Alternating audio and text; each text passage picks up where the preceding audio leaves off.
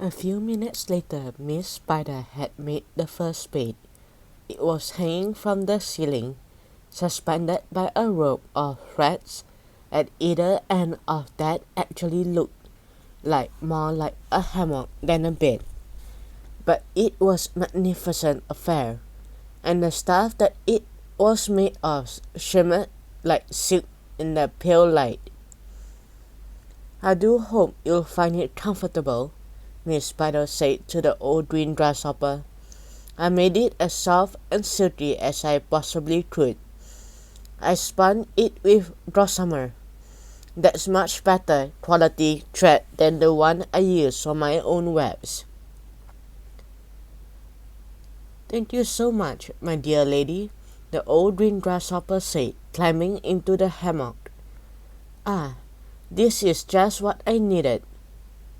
Good night, everybody, good night."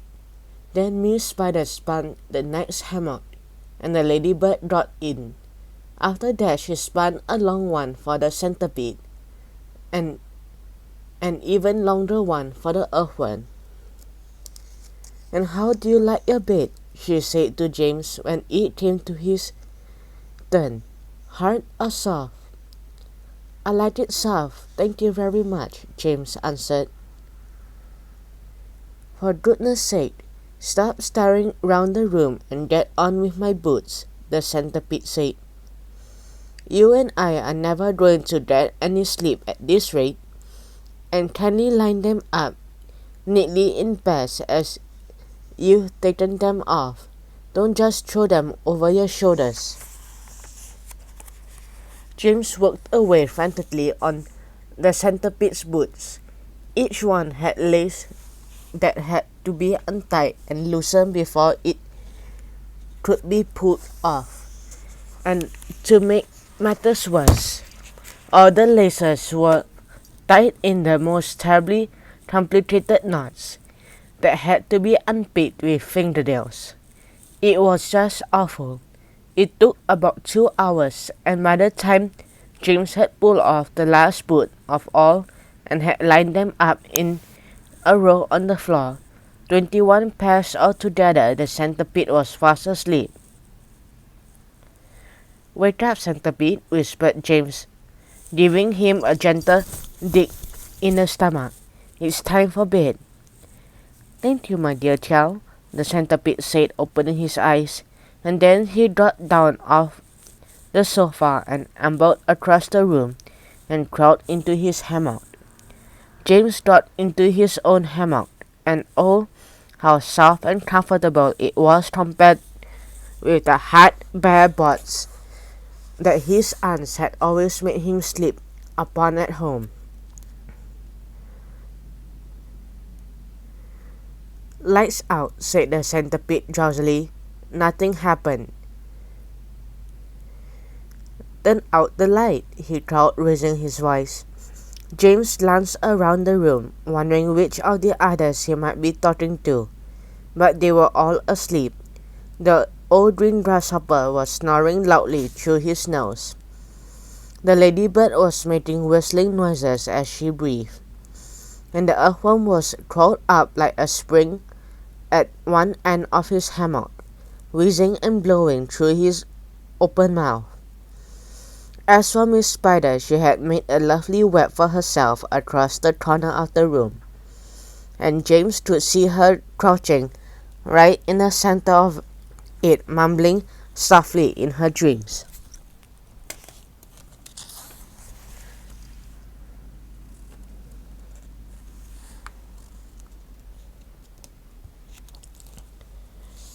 "I say, turn out the lights," shouted the centipede angrily.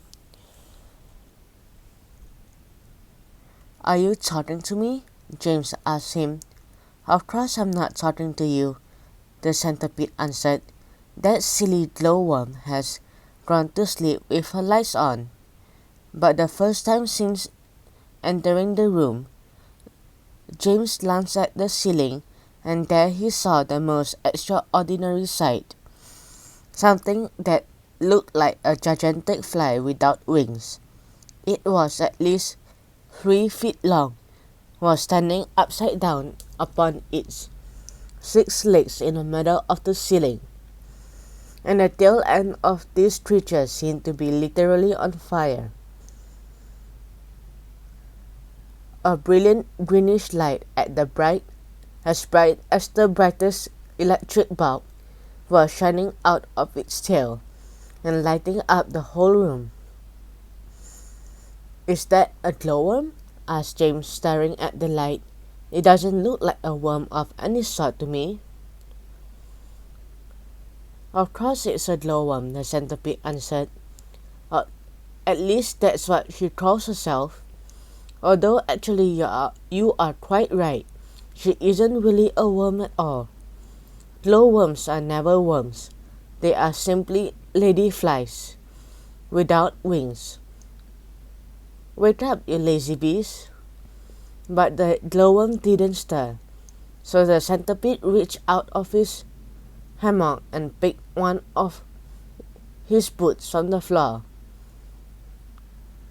"Put out that wretched light," he shouted, hurling the boot at the ceiling. The glowworm slowly opened one eye and stared at the centipede.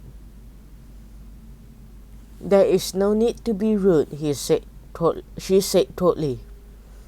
"All in good time." "Come on, come on, come on," shouted the centipede, "or I will put it out for you." "Oh, hello, James," the glowworm said, looking down and giving James a little wave and a smile.